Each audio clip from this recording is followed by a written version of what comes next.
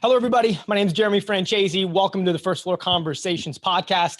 Today in episode 72, we are joined by Meighan Newhouse. Meighan's the CEO and co-founder of Inspirant Group, which she would describe as an unconsulting firm, which we'll talk about in a bit. But they focus on helping companies of all sizes align people, process, and technology to create thriving culture, as well as sustainably produce business outcomes. And so outside of running Inspirant Group, Meg's an official member of the Forbes Business Council. And correct me if I'm wrong, but you co-run with your husband, Colette Allen Charities, where you apply the training and education to help at the individual level increase quality of life.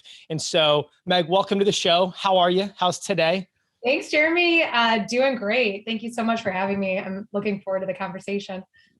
I appreciate you carving out some time. And so, hey, for everybody else, whether you're tuning in video or you listen to audio, hope you're doing well. Appreciate you stopping by.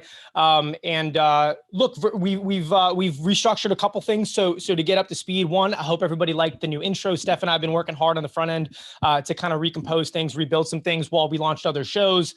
But if you're here, you're either a young professional, business owner, you're in an environment where you're looking for conversation that ends with something actionable, something insightful beyond the fluff commentary of, we're in the basement and now we're $1 billion company, and distill it into something that's a little more actionable. And to set a little bit of the stage, I reached out to Meg to ask if she would join, because I follow a lot of people and I see a lot of content, and I felt a lot of your content, Meg, was not just authentic, but it was unpretentious, it was genuine, and you were focused on actually helping people and not just putting a microphone up to your voice. And when I reached out, it was like, I really think that based on what you do, we could have a fun conversation. But I also think we can do it in a way that leaves with some actionable insights for people to take away with. So I just want to say thank you on your end, but let's start with a little bit of a foundation. Why don't we go through some of the basics of just really like where you're from, where you are today, and then I'll kind of walk us through the rest of it.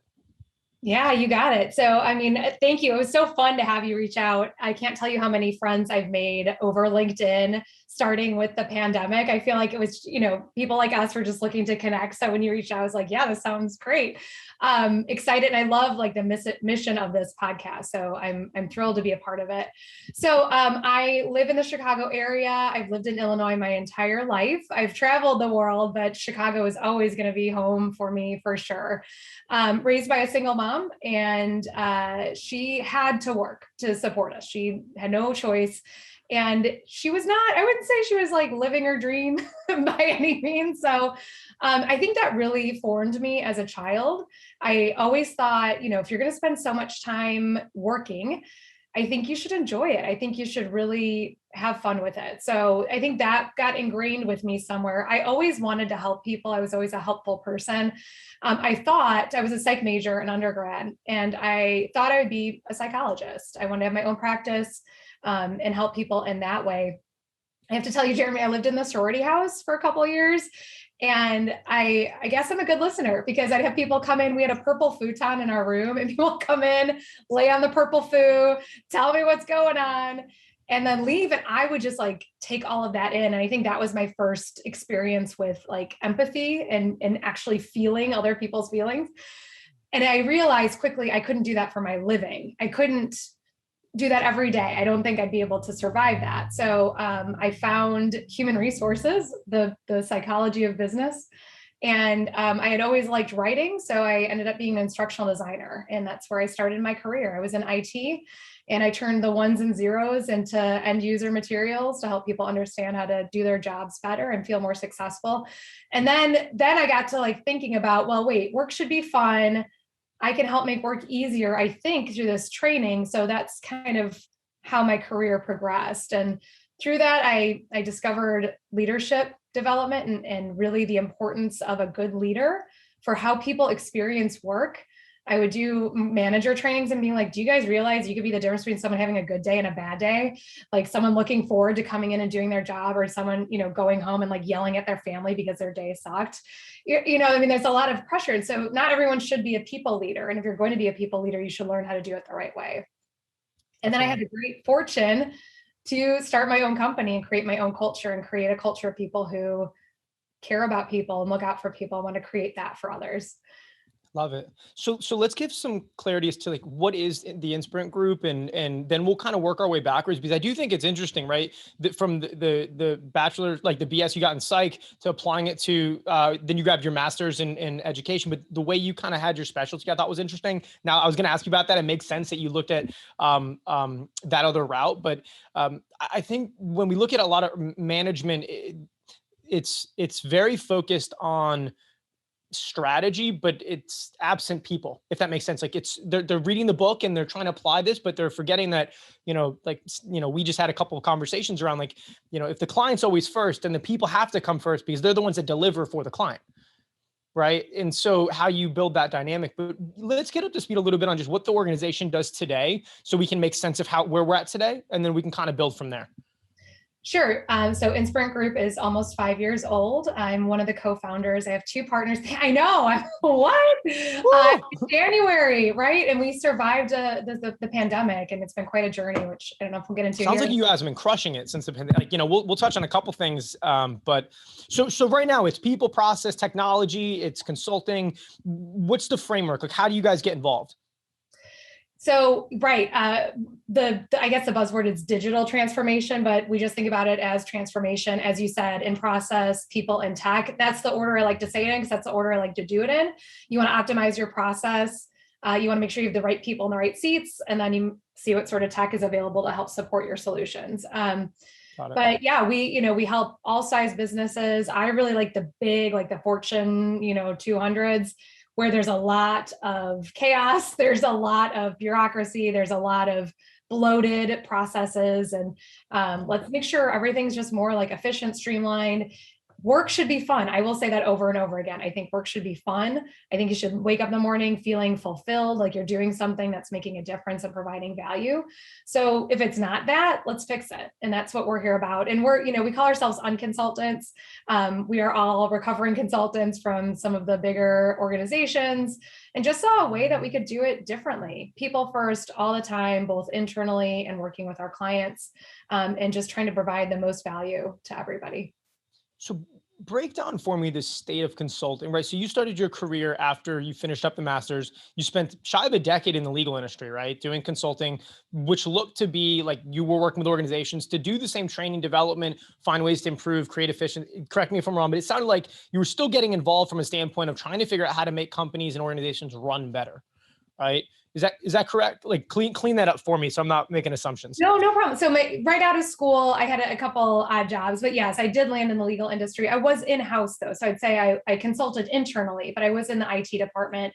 I was always what I would say the user advocate. So, talking to developers, talking to hardware, talking to, anybody who would listen, that like, but how does the end user actually use this? And when we're rolling this out, what other things do they have going on in their lives? Like, are we just one of 7 implementations that are going on? And does this really like impact their days and their livelihoods? Like, let's really think about what we're doing to people. So that translated, then I went into, I worked for a Big Four for a cup of coffee, as I would say. I wasn't there too long. And in my time there, I realized that I did want to go help people with the knowledge that I had brought in through that experience. And then I did start more of that traditional consulting, but I went out on my own, before Inspirant. So this is my second startup. And I started in that kind of IT training piece, still being that user advocate, but that's when I discovered the bigger world of like leadership development and executive coaching, and starting from the top down, with your values and your mission and vision. Love it. So makes perfect sense. The user advocate makes a lot of sense. You're almost now at this point, you're the people's advocate, right? Like, yes. And that's, I think, one of the things we talk a lot about even internally, but with like, we always explain marketing is a culture, not a strategy, right? Yeah. And it's like, people either understand how they participate in the big picture or they don't, but they don't care the strategy you applied. They just know how it feels. Like if you drill everything down to like the website's not loading fast, they don't care that it was a design. It loads slow in their mind. It's something's broken, right? So I think we're at a point where people are more or less impatient, and justifiably so. They want what they want when they want. We're in an on-demand curation type of a world. So there's in some sense less empathy to the time it takes to make change, right? Mm-hmm. Talk to me a little bit about the state of consulting, right? I mean, you've spent time in some large organizations where they look at you and at large, I mean, you're called on to say, we need help improving, solving, addressing something. Can you provide insight, judgment, experience, perspective, and figure out how to find forward, right? Like, why, when we look at it, like, what was the state of the industry when you realized, like, I think there needs to be a different, which we'll hit in a second, the unconsulting, right? What was it that kind of resonated with you that you're like, we need something different here? This doesn't work. So I think there's like a saying around consultants, like, let me borrow your watch and I'll tell you the time. You'll have people come in to do discovery, and then they'll just regurgitate everything that the client said on like a 300 slide deck and charge them $1 million for it. I'm being facetious, but that if you work sometimes with some organizations, that can happen. We just want to make work easier. Have I said that already? So hiring in external help, you're doing that for a reason. You're looking out to the market to bring people in to help for a reason. Maybe you don't have the skill set on your team. Maybe you don't even know where to start. Something needs to change, but you don't know where to go to do that. So I think like going out to hire in external consultants, there is, some of the bigger organizations have like standard frameworks that they'll come in and apply. But, you said it yourself, like everything is kind of like hyper personalized now, so like it's not a one size fits all. So even though there are these frameworks that likely do work to some extent, they're still not super bespoke or customized or personalized, which everyone is looking for right now, both on the macro and the micro level. So, we don't have like a standard set of frameworks or slide decks or anything. We really don't. Maybe we should, but everything is just so customized and bespoke to the unique individual needs that people have. And that's when we're facing our clients. So, we don't charge exorbitant rates. We really meet people where they are, give them what they need. It's not like we're kind of trying to come in and sell anything. We really are just trying to add value. So if we come in and we're like, we can't help you, we're not going to say, oh yes, we do that. Or we aren't going to try to sell some sort of technology because we're in a partnership with this organization. If they have something that we can help make work better, you don't need to invest in something else. And then on the internal side, everything's pretty flat at Inspirant Group. So again, at more traditional consulting organizations, there is definitely a hierarchy. You have to spend a certain number of years and do a certain number of things to make it to the next level. We just don't work like that. I mean, and we're a startup, so we're very scrappy, entrepreneurial, but we just did like a Shark Tank pitch for our team. So we haven't taken any sort of outside funding. We're all bootstrapped. I have two partners, myself and my two partners. We're like, well, we want to reinvest in our people. So pitch us. What do you want to do? Where do you see Inspirant going next year? And how can we help you? And that was really cool. So people are coming to us with new service line ideas, new market ideas, product ideas. And we're like, yeah, that's great. Let's do it. So I think that's a little bit different as well. Like everything's not funneling upward, it's a very equitable setup. Yeah. I love that idea. Well, it's practicing what you preach, right? It's not that you can't take the funding. I know you guys made an acquisition early 2020. So it's not that you can't grow through other ways, but there is an element of, if you're there to build a vibrant community around your people, that's one of the most creative ways I've heard of a company growing. And also a lot of respect to you bootstrapping the business. Like my team knows this, like I sold my tail off for 5 years in a Fortune 500 company so I could save enough to build this without taking capital and live off savings long enough to fund the company. Yeah. And, from a standpoint of if you see a path forward and you're able to be patient enough and you're able to put yourself in a position to not answer to other people in a sense where you can take those risks and be creative. I always joke around in big companies, especially in sales, the difference between being creative and distracted is if you're already above or below your number, right? Like, wow. Early in my career, I put out a video when COVID hit immediately, and it created, $50,000, $100,000 in revenue because I was in a ratty t-shirt and I just said, look, we don't have all the answers, but I'm here. Every email I send you, it's me.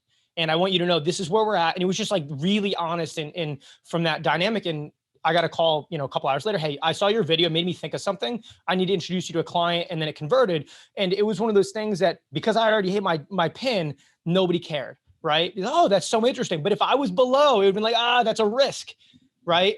And so it's true.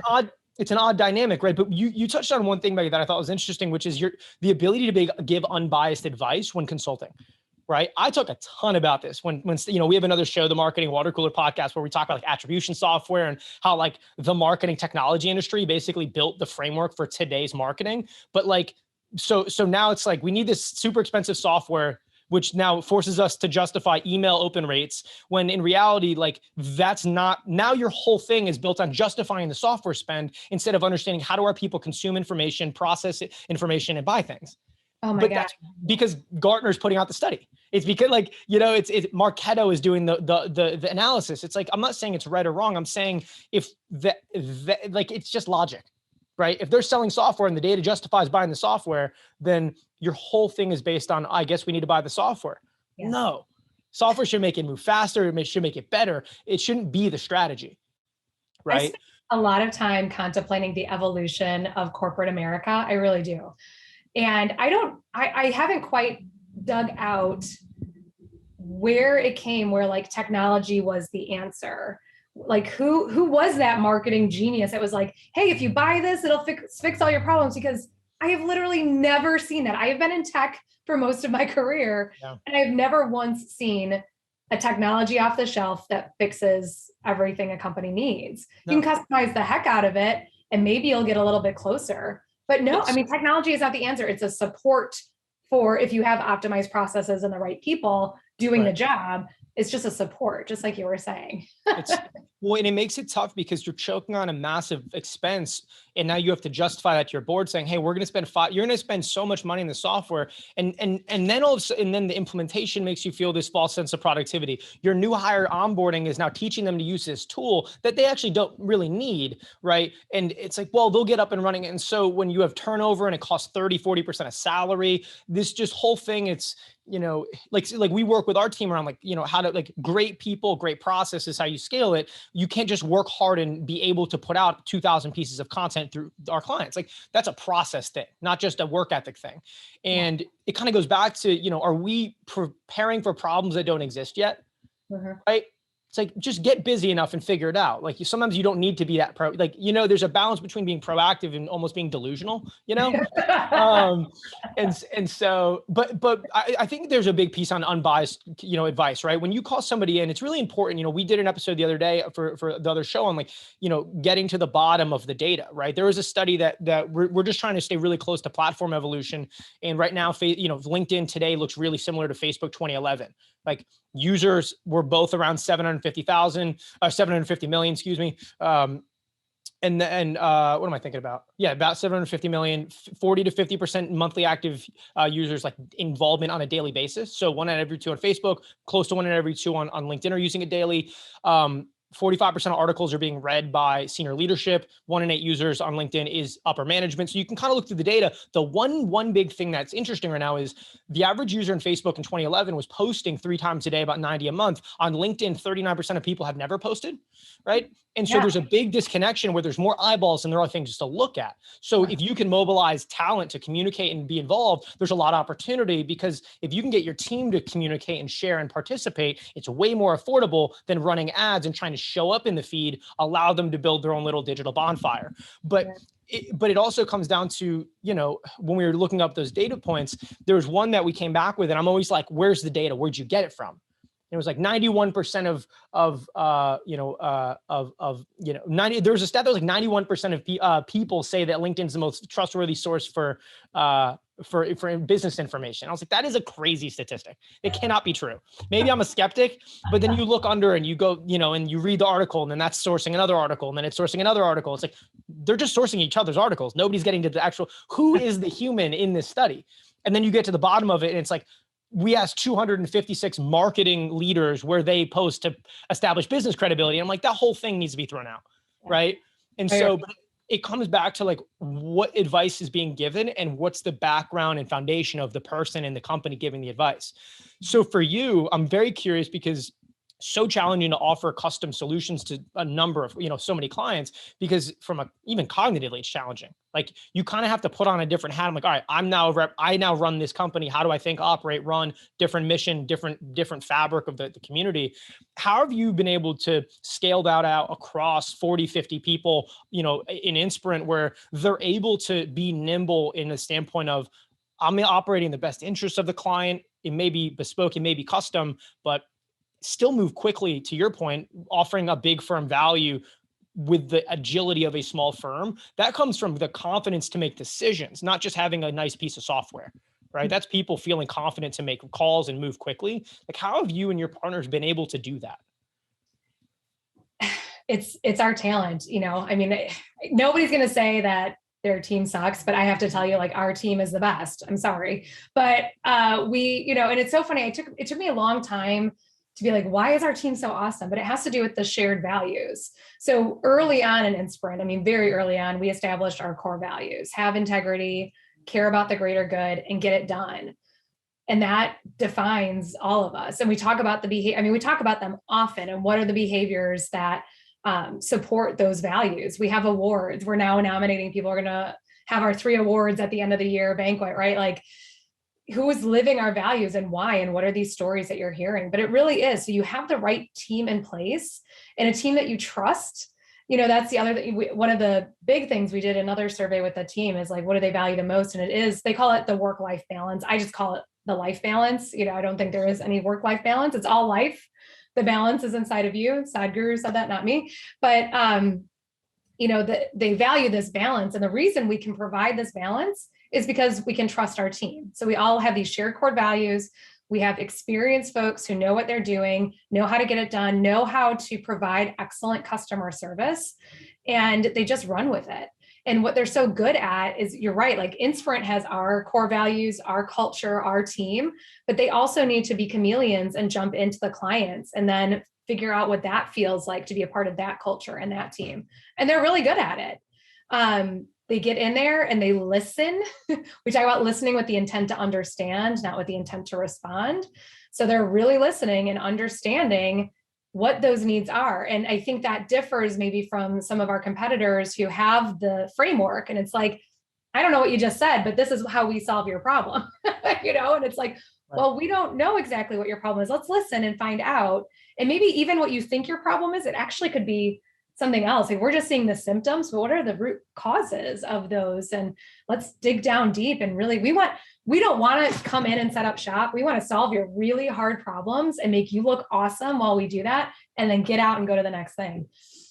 Love it. Makes a lot of sense. I want to ask a couple of things that are a little bit more direct and kind of work our way through. But one thing being, I want to touch on bootstrapping the company. I think for this podcast and having that conversation, raising capital is so hot. It's borderline like sexy at this point of like, totally.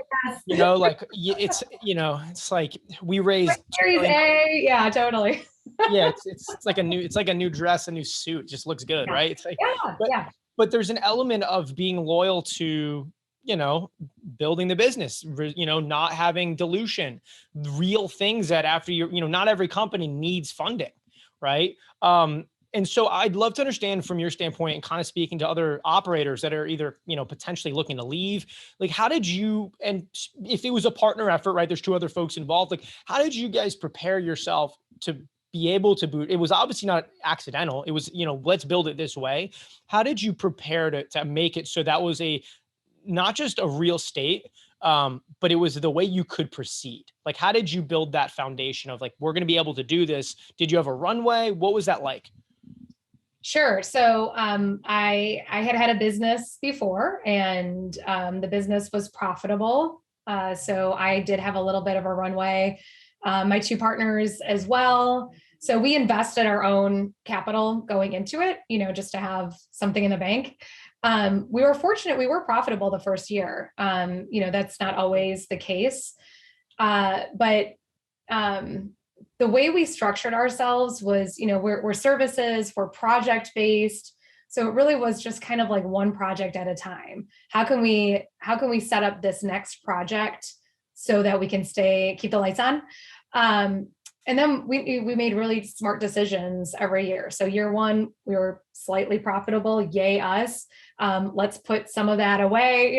Like it's like hearing your dad say, put 20% of your paycheck away right away. It's just kind of like making those, grown up decisions. Like how can we keep the lights on even next year? And then honestly, like we did really good work. Our team did really good work. And so the folks that we worked with, it was just word of mouth. It was also, can you guys stay on and do another thing? We've got this thing now, or actually this was great, but this department now needs help. So,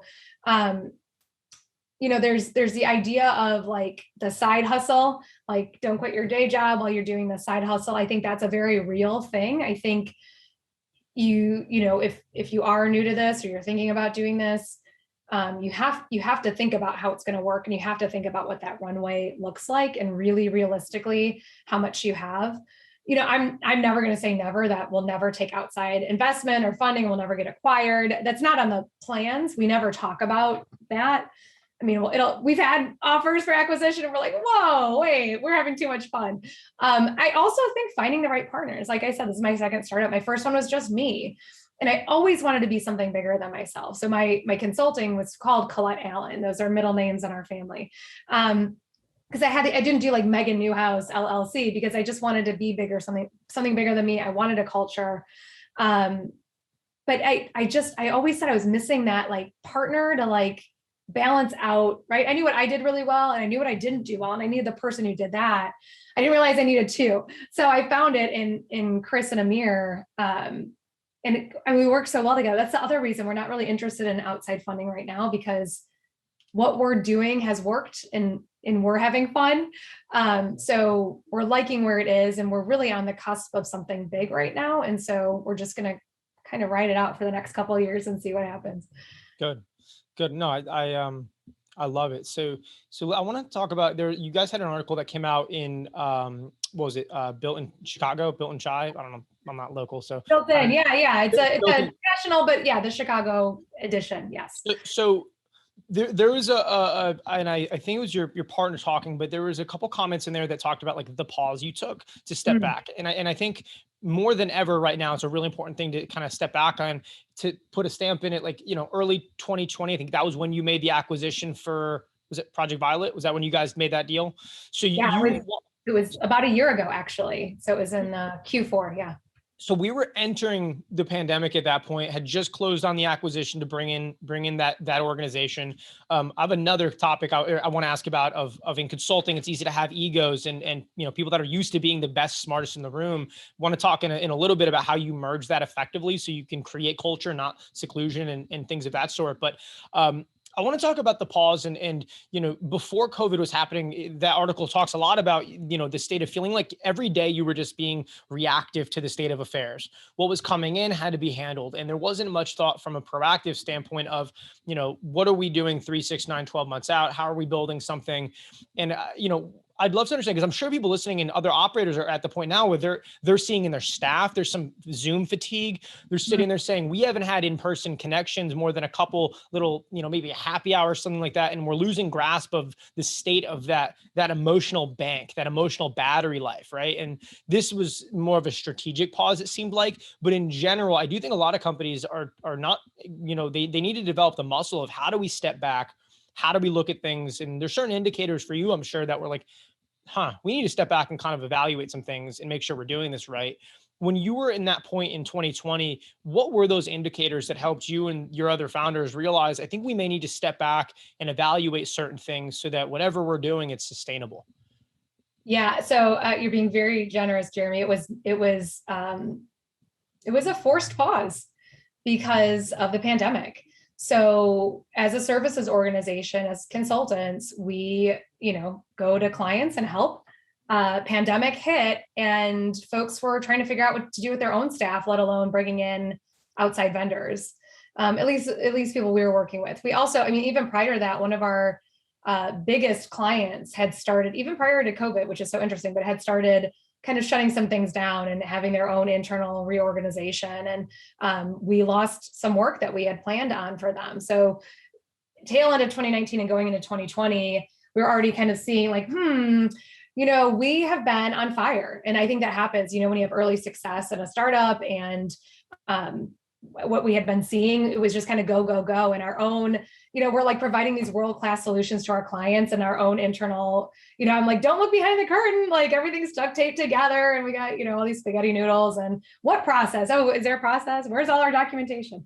Whereas like, if we got to a client, we'd be like, oh, what a mess. For us, it was the same story. So honestly, like having that pause was frightening as an owner, having people on our payroll that we were responsible for. So we had a series of steps that we took before we were like, we got to shut down, and we never had to, thank goodness. But the partners reinvested back in the company, stopped our own payroll, et cetera. During that time, though, we had a lot of really talented people on the bench, as you would say. So we're like, hey, guys, what do you want to work on? And it was like, okay, let's get our shop in order. So we had that time to take that world-class solution that we normally be putting out there and bring it back inside. So I'd say, we're continuing that now, though. So we're busier than we've ever been. So that mindset is continuing. So if we're looking at folks that are doing this right now and not feeling like they have the time to focus on that, you got to find the time. I'm telling you, owners, leaders of these companies, you have to set aside time to plan, and you have to do that regularly. That can't be like a once a year thing. It has to be an ongoing thing. Have just some sort of regular cadence that you put into place. Have the right people in the room. You don't need everybody all the time. Make really strategic decisions on the conversations you need to have and with whom and when. But then you also need to be flexible, right? So we do have a 1, 3, 5 year vision laid out that we set out this year. So we're really busy, but we set aside, we've had now 2 week-long planning sessions, and we have a third coming up here where we're looking at it. But you also have to have like the what ifs in there as well. Right.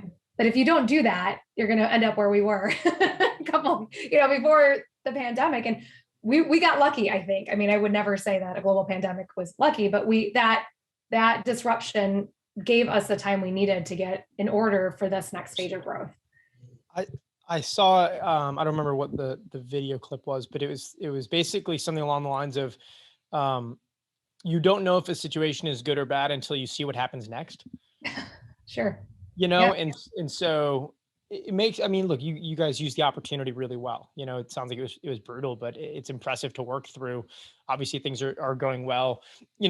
I want to talk a little bit about like how do companies force that into their plan, right? We talk, we literally, Steph and I and one of our other folks like had a call literally today about like how we fit in, training development into the ecosystem of client services, our own development and that, because like if we're not training and develop, like one of our principles is like, if you're going to be on the battlefield, you got to keep your blade sharp, so to speak. Marketing, you can't really afford to be outdated. Our job is go find the customer and spend time with them and learn how they acquire information, communicate with peers, and buy things. If we're 2 years out of date, then that costs clients money, not just us, right? Mm-hmm. So we have to stay sharp. But how do you fit in time for training and development? So for companies, Fortune 200, I mean, you may have 20, 30 decision makers involved that you're trying to mobilize change and build coalitions. And you're trying to, bring ideas in and systems and get adoption.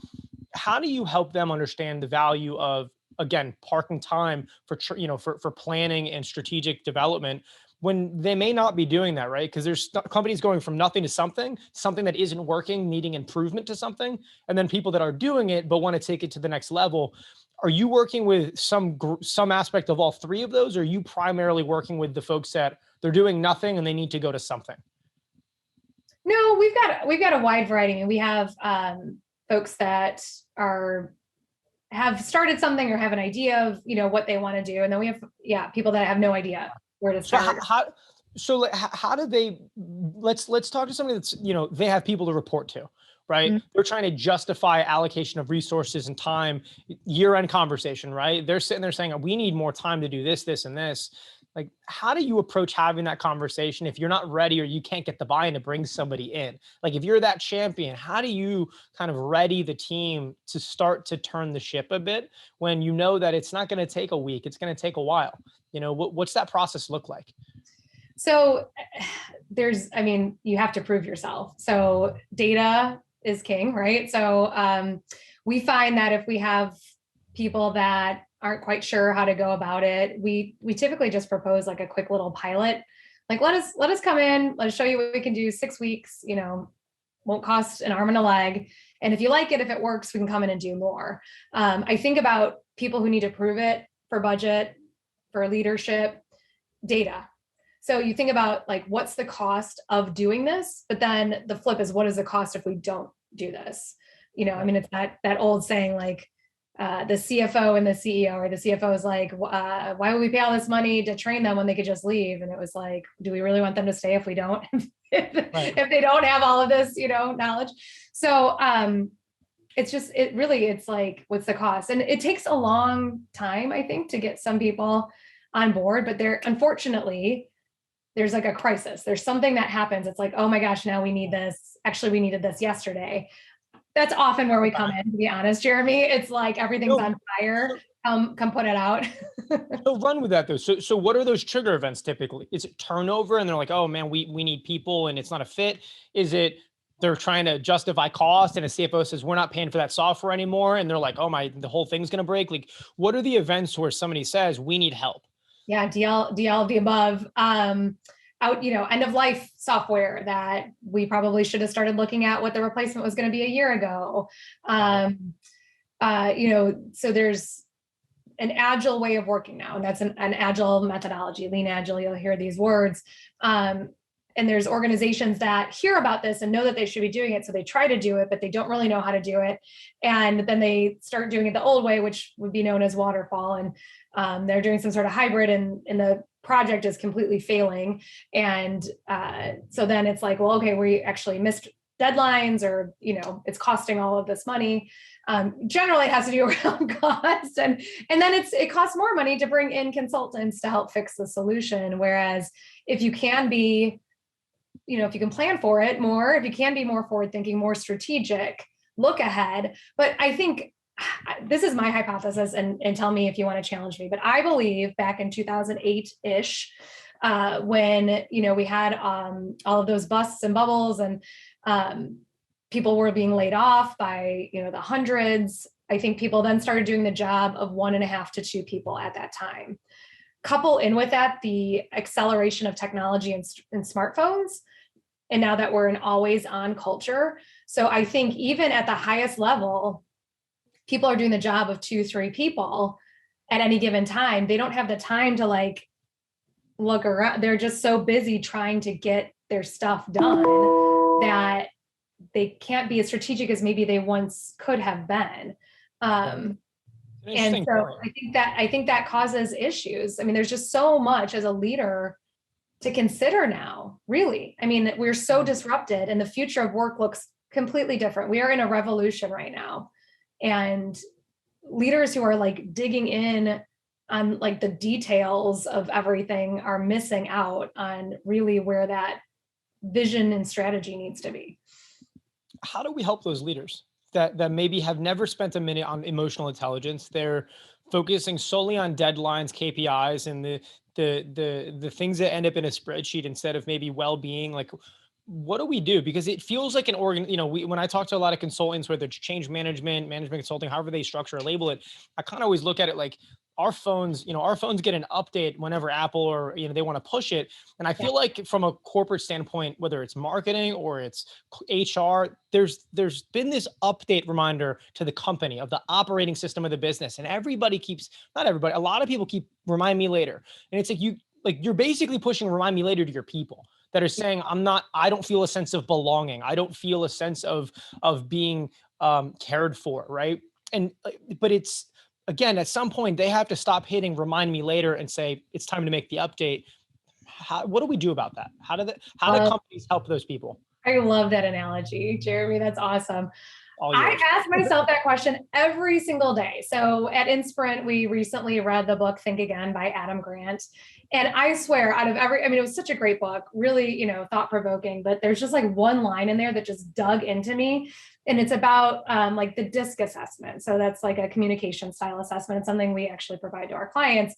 And he said something to the effect of people who do not agree with their results on the DISC assessment will say that it's wrong and they won't like try to fix it. And it's the same with like these EQ assessments, right? If they don't agree with what the results say, they think that the assessment is flawed and they would never put in the time to make the changes and make the fixes that they need to make. So I honestly think it's like helping an addict. Like jerky leaders need to like, or not evolved leaders or not emotional intelligence leaders, like something needs to happen for them to hit rock bottom and be like, oh, I need to make a change. Like I could come in and coach you all day long and tell you how you could be a more efficient leader.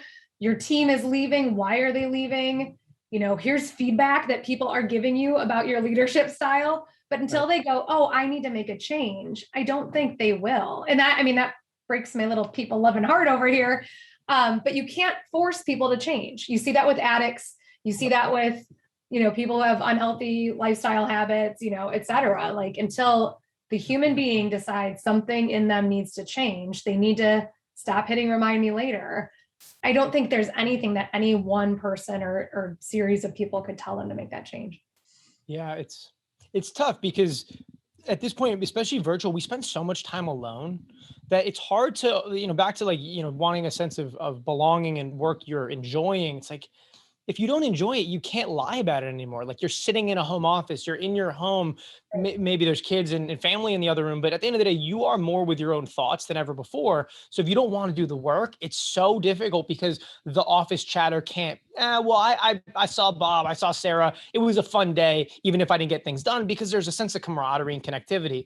We don't have that as much anymore. And so even more, you fall back into those habits where, you know, the thing I'm always curious about though is, you know, sometimes when we work on the marketing front, you know, it's like, you know, there's something like just like they don't see it, and that's okay.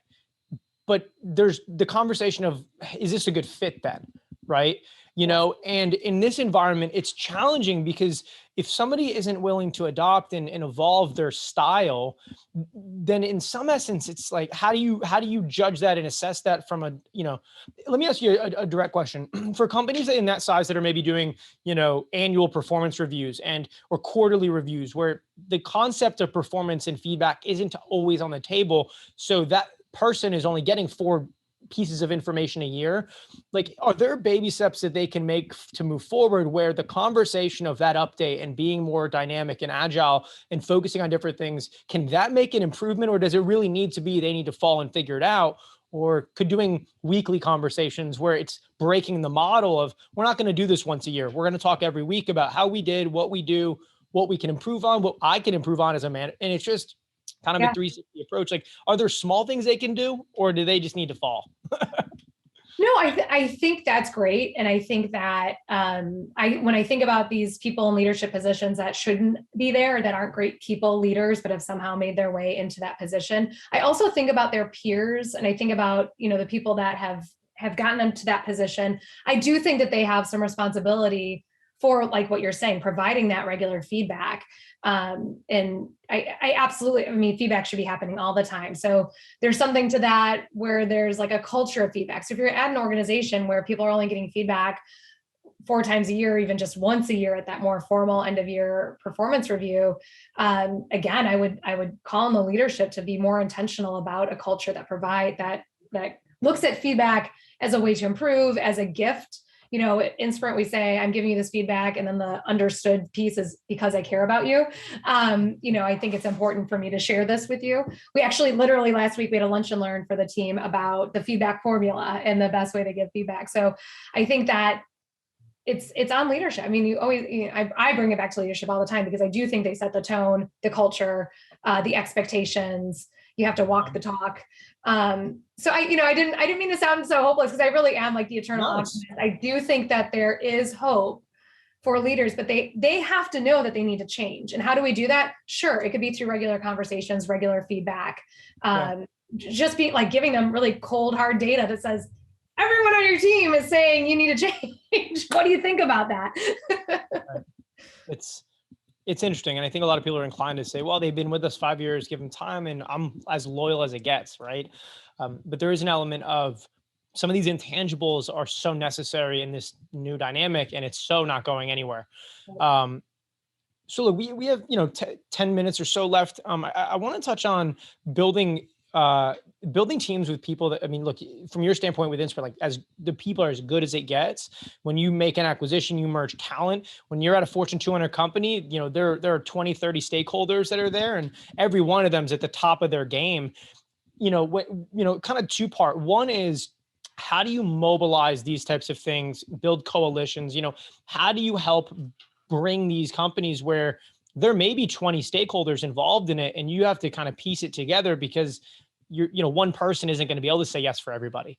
So one question is, how do you get involved in these companies and learn how they work so that you can effectively, implement change in a way that's sustainable, so you can step away and they can sustainably continue to deliver the outcomes they're looking for? What does that look like? Like what can companies expect when you guys are getting involved, knowing all of them are kind of different? We just become part of the team. I always joke about the Bobs from Office Space. Like, we are by no means, we're not going to like set up in the back conference room and be like, so what is it that you do here? Right. We become part of the team. And you talk about those shared core values. You mentioned ego earlier, Jeremy, about, some of the traditional professional services organizations. We can say, and we say it over and over again, like, there's no ego on our team. It's so interesting. There's no ego. We spend a lot of time talking about emotional intelligence and what it means to show up in that way and to have those different facets.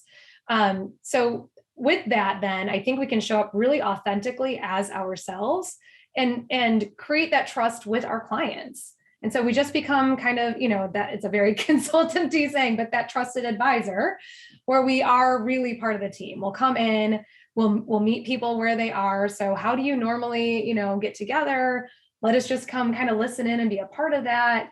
It's, again, we don't come in and be like, this is the way it's done. This is the way we did it over here. It worked over here, so it's going to work for you guys. Just listen. It's more like we kind of, we're very humble and like, thank you for letting us into your home. We're just going to be here in the corner, just kind of checking things out. And it takes time. It really takes time. But we are just there, and we find that our clients like call us and like, we're having this issue with this so-and-so, and can you help? And it's investing the time, and it's dropping the ego, and it's we're there to help. We're there to provide value. We're not there to make money. We are there to really give back and, solve a problem. That person reached out, or that team reached out because they need something. And so we're there to help with that. It's just a mindset. It really is. And I think that's, you have to leave your ego at the door, and it's not all about the profits. It's about, if you're in this to help people, that's what it is for us. Of course. So let's close out with a couple of things. One being, what are the certain things that you are thinking about heading into the new year, right? This episode will come out probably, next week. So when we look at like early November, 60 days out from New Year, like, what are some things you're thinking about when it comes to more so the clients you're interacting with, these larger organizations in particular, that are on their to-do list for 2022, and, things that maybe weren't there 2021 at the start of the year that are starting to become more important? What's kind of top of mind for you, Meg, when it comes to like New Year conversations and, what's happening? Yeah, and we're having those already. So with Inspirant, in September, we spent a week in strategy sessions, thinking about our clients. So we took each of our clients and we broke down, we got the teams that are working there, even if they're not on the same projects, but they all know the client in different areas, our stakeholders, and talking about observations, and then coming up with a plan that we wanted to present back to them for 2022. Here's what we've observed. Here's how Inspirant's helped this year. Here's how we think we can provide more value for you next year. So we're trying to help them based on what we're seeing as kind of the outside, like outside looking in. We can say, well, this is what we're seeing, and this is where we think we can help. Of course, this is no surprise, is talent right now. People, like you said, people are home, they're with their thoughts. If the job isn't what they want the job to be, and they don't have the distraction of, I think you said Bob and Susan or whoever it was at the water cooler, right?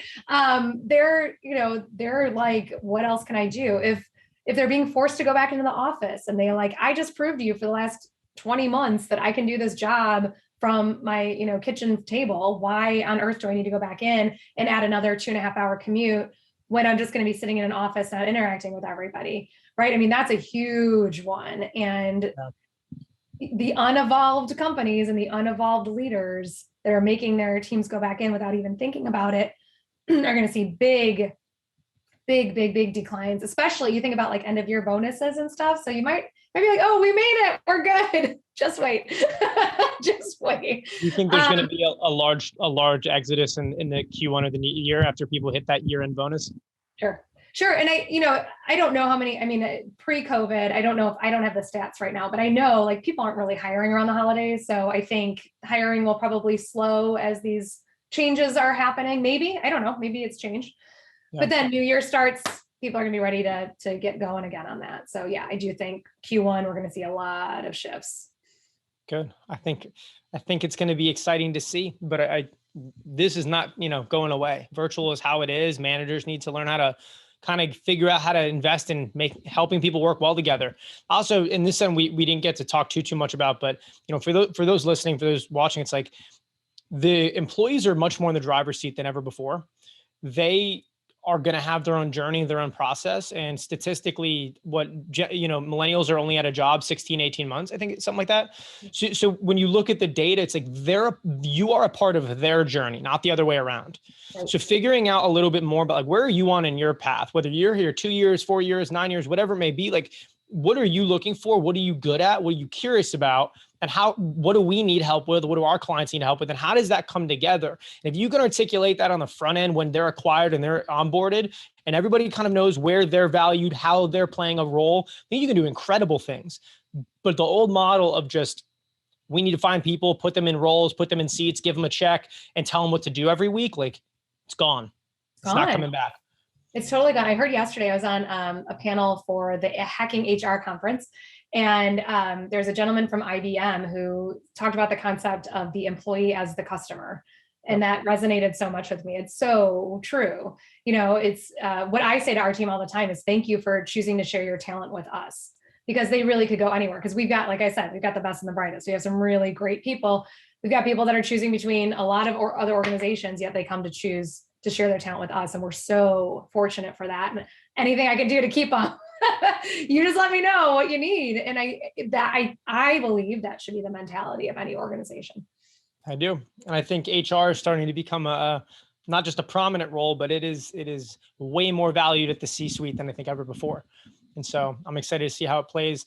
Meg, thanks for sharing some time. Obviously it's busy and never been busier, which is a good thing. Anything to close out on, anything top of mind for you, or otherwise, how can people find you? I'll give you a little bit to plug and play. Yeah, thank you. So, my last food for thought, it's something that I like to share a lot, is just, when you're thinking about being foundational and what that looks like, I really think you need to know yourself. And since we have more time than ever alone, I would use that time valuably. Right? People tend to check out, distract themselves, especially if things are going on. But I'd say deal with those emotions, deal with that baggage, deal with your history, whatever it is, in order for you to be truly successful in what you want to do in your life, whatever success looks like to you, you have to figure all of that out. So define your values, take care of your baggage, and then you can move forward. So that's my last plug. Find me on LinkedIn. I'm on there a bit. Apparently that's the 91% where you get your best business information. So. It's the place to be. You do live stuff pretty consistently, right? I feel like that's where I started doing Monday Musings with Meg. That's at 10 a.m. Central every Monday. If you want to be a guest, let me know. I'd love to have you on. Love to. Yes, we'd love to. I go by Meg, but I'm Meighan Newhouse. So you can find me on LinkedIn, and I would love to connect. I'm always happy to connect with people. So cool. Yeah. Thank you for sharing some time, everybody. You'll see the information inside the episode when it drops. It'll probably go live Tuesday. We'll share it with you. But other than that, look, the things are changing, and it's not one of those, it'll be back. We need to stop really the new normal conversation. It's the state of the market, and it is happening, you know? And so it's going to require new tools. It's going to require a new mindset. It's going to require a new way of working with people, because if you are pushing upstream, you are going to get tired very fast. Right. And so with that in mind, thank you all for stopping by. We have more, so stay tuned. We'll be back. Hey everybody, my name is Jeremy Francesi. I'm the founder and president of Strategic Branding Studios, and I want to say thanks so much for stopping by and tuning into the video. If you enjoyed the content, remember to like, comment, and subscribe so you can stay tuned and stay informed on all new releases. If you're interested in learning about how SBS can help you and your organization take marketing and communications to the next level, visit us at strategicbrandingstudios.com for more.